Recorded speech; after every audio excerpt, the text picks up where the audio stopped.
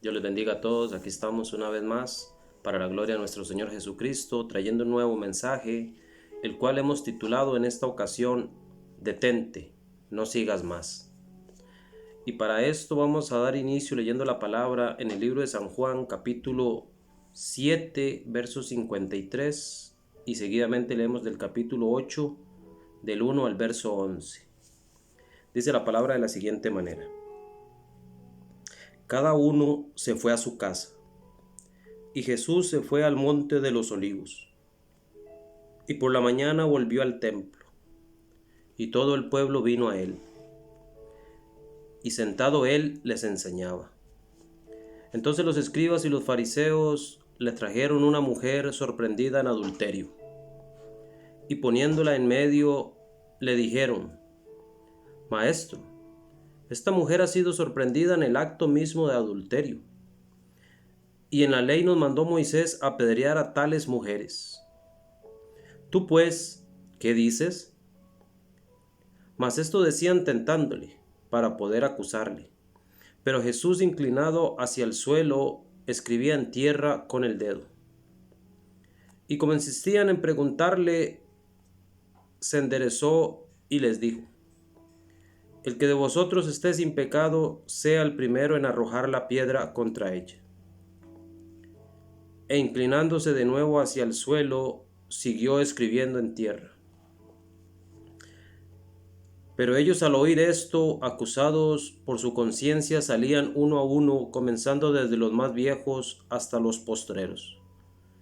Y quedó solo Jesús y la mujer que estaba en medio. Enderezándose Jesús, y no viendo a nadie sino a la mujer, le dijo: Mujer, ¿dónde están los que te acusaban? ¿Ninguno te condenó? Y ella dijo: Ninguno, Señor.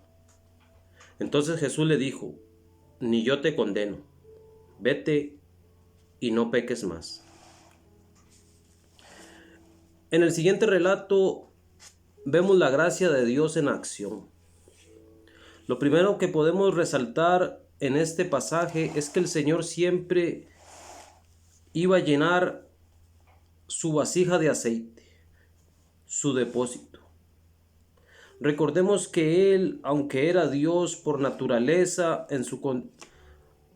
Recordemos que aunque Él era Dios por naturaleza, en su condición humana y en su misión como el siervo sufriente, como el Cordero de Dios, dependía 100% de la gracia y de la guianza y de la llenura del Espíritu Santo.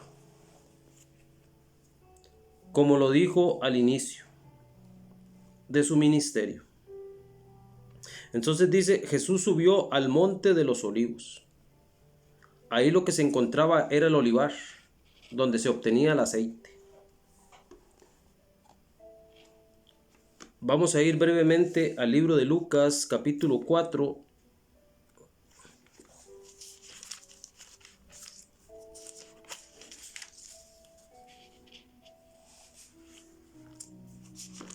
verso 14.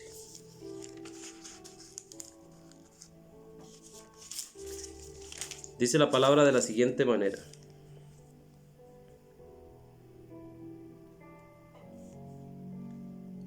Y Jesús volvió en el poder del Espíritu a Galilea. También en el verso 16 en adelante dice: Vino a Nazaret, donde se había criado, y en el día de reposo entró en la sinagoga conforme a su costumbre y se levantó a leer. Y se le dio el libro del profeta Isaías, y habiendo abierto el libro halló un lugar donde está escrito: El Espíritu del Señor está sobre mí, por cuanto me ha ungido para dar buenas nuevas a los pobres. Me ha enviado a sanar a los quebrantados de corazón y a pregonar libertad a los cautivos, y vista a los ciegos, y a poner en libertad a los oprimidos. Entonces vemos que el Señor siempre dependía del Espíritu Santo en su ministerio. Y en esta ocasión que estábamos leyendo en San Juan, vemos que Él subió al monte. Dice que Él subió, dice, cada uno se fue a su casa. Y Jesús se fue al monte de los olivos. Esta era una ocasión importante. Él necesitaba llenarse de la presencia del Espíritu Santo para ejercer el ministerio que el Señor le había dado. En estos textos que leímos acerca de Jesús, cómo vino en el poder del Espíritu Santo y cómo el Espíritu Santo estaba sobre él, deja ver claramente cuánto dependía él del Espíritu Santo en el ministerio. Entonces entendemos que el Monte de los Olivos era un lugar exacto donde se obtenía el aceite, y ese aceite se utilizaba para las lámparas. En otras palabras, el aceite que se extraía era para traer luz. Ahora el Señor volvió al templo por la mañana. Él traía luz a todos aquellos que buscaban luz para su camino. Pues dice la palabra, y por la mañana volvió al templo y todo el pueblo vino a él. Toda aquella gente necesitaba aquella luz del Señor. Y él, sabiendo esto, había traído suficiente aceite para alumbrar a todas estas personas, para enseñarles el camino. Como dice la palabra en el libro de Salmos 119, 105. Dice la palabra de la siguiente manera: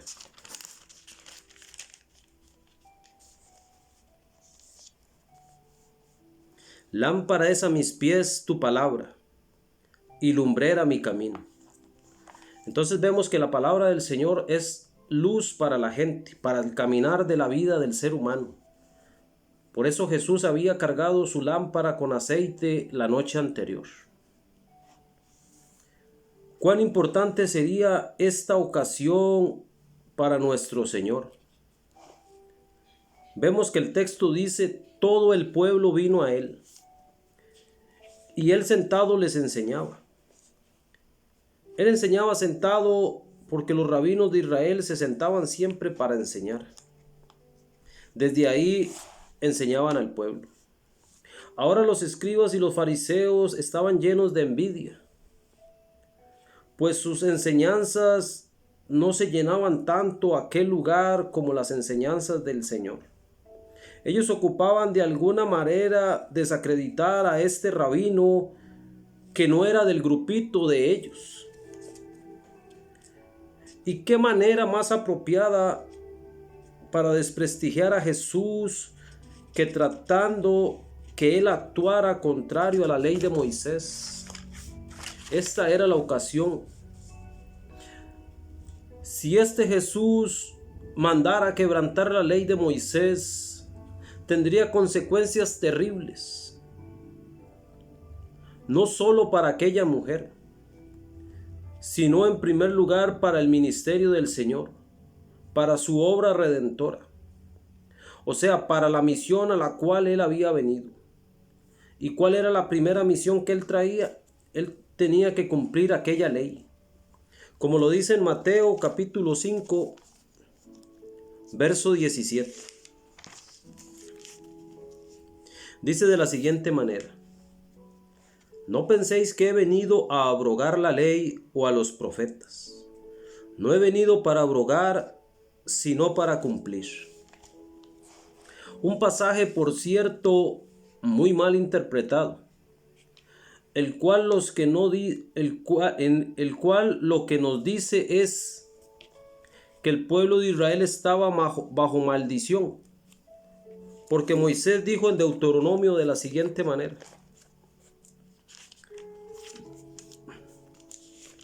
Deuteronomio 11:26 dice de la siguiente manera: he aquí yo pongo hoy delante de vosotros la bendición y la maldición. La bendición si oyere los mandamientos de Jehová vuestro Dios, que yo os prescribo hoy, y la maldición si no oyere los mandamientos de Jehová. Y en Gálatas capítulo 3, verso 10 dice de la siguiente manera: porque todos los que dependen de las obras de la ley están bajo maldición, pues escrito está: maldito todo aquel que no permaneciere en todas las cosas escritas en el libro de la ley para hacerlas. Y en el verso 13 dice: Cristo nos redimió de la maldición de la ley, hecho por nosotros maldición, porque está escrito: maldito todo el que es colgado en un madero. Entonces vemos que Jesús tenía una intención de cumplir la ley. Y acá con esta mujer encontrada en el acto de adulterio, los fariseos querían que él quebrantara la ley. Estos pasajes que acabamos de leer nos demuestran por qué Jesús vino bajo la ley y por qué la cumplió. El motivo era para pagar la deuda del hombre. Eso quiere decir que Jesús iba a satisfacer los requisitos de Dios para poder redimir al hombre. Él cumpliría aquella ley que al hombre le era imposible. Y el Padre testificó de él, pues en Mateo capítulo 3, verso 17 dice de la siguiente manera: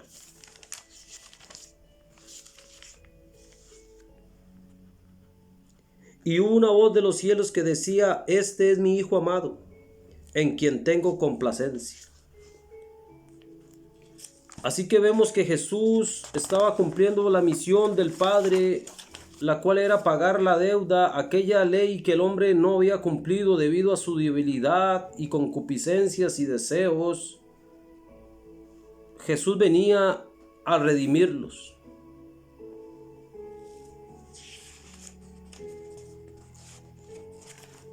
Así que tenía este momento consecuencias para todos nosotros. La respuesta que Jesús diera a aquellos fariseos, y si quebrantara o no la ley, haría que su obra redentora fuera o no fuera perfecta. Cuán importante era esa ocasión que él fue llevado por el Señor al monte, a llenarse del Espíritu Santo para este momento que era, como dice la Escritura, lo estaban tentando. Él iba a ser tentado en esta ocasión. Tenemos que entender que las tentaciones del Señor venían impulsadas por el mismo diablo, para que nuestro Señor no cumpliera su obra de redención. Entonces estos fariseos no estaban preocupados en lo más mínimo por aquella mujer. Ellos querían que el Señor quebrantara la ley, ya que los que habían venido a escuchar al Maestro se habían retirado. Ellos no querían ser parte de esta lapidación pública. Dice la palabra que el pueblo había venido todo a él. Pero cuando esta situación de aquella mujer se presentó, quedaron los fariseos y el Señor. Y la mujer ahí lista para ser apedreada. El pueblo se había ido, pues no quería ser testigo de esto. Aquella mujer solo estaba esperando la muerte. La ley era muy clara. Tales mujeres deben ser apedreadas. Pero había algo importante, porque la ley enviaba a que las dos personas fueran apedreadas, tanto la mujer como el hombre encontrado en el acto de adulterio. Y eso lo dice en Levítico capítulo 20, versículo 10.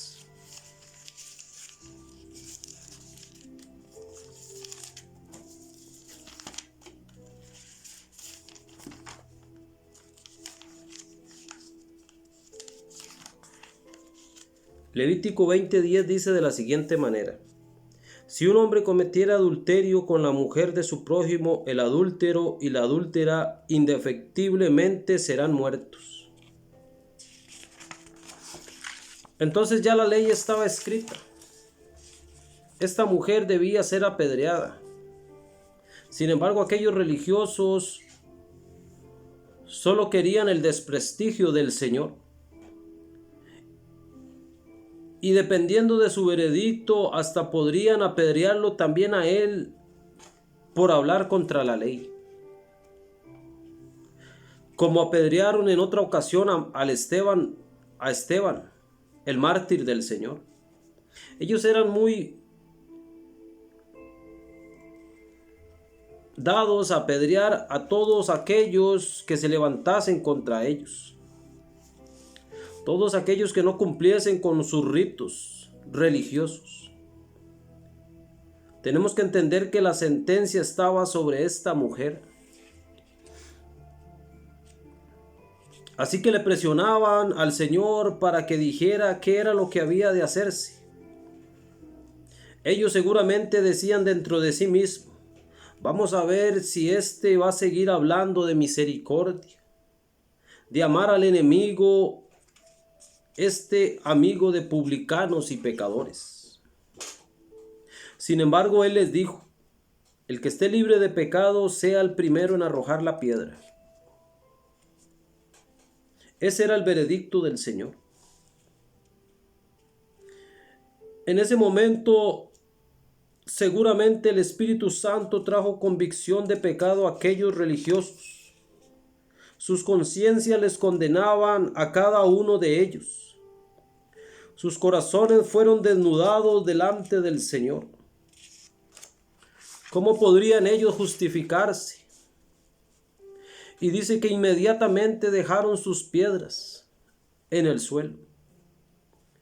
Vemos que los más viejos fueron los primeros en irse.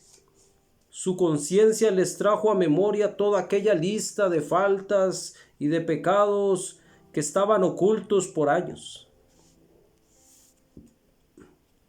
Para ellos sería mejor retirarse antes que se notara siquiera que estuvieron en esta situación. Al cabo de un rato quedó solo Jesús y aquella mujer.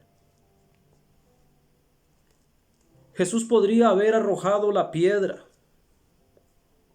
pero si él hubiera apedreado a esta mujer, no hubiera sido correcto. No porque ella no mereciera morir, porque según leemos la ley de Levítico, el otro involucrado no estaba presente. Por ende, hubiese hecho acepción de persona.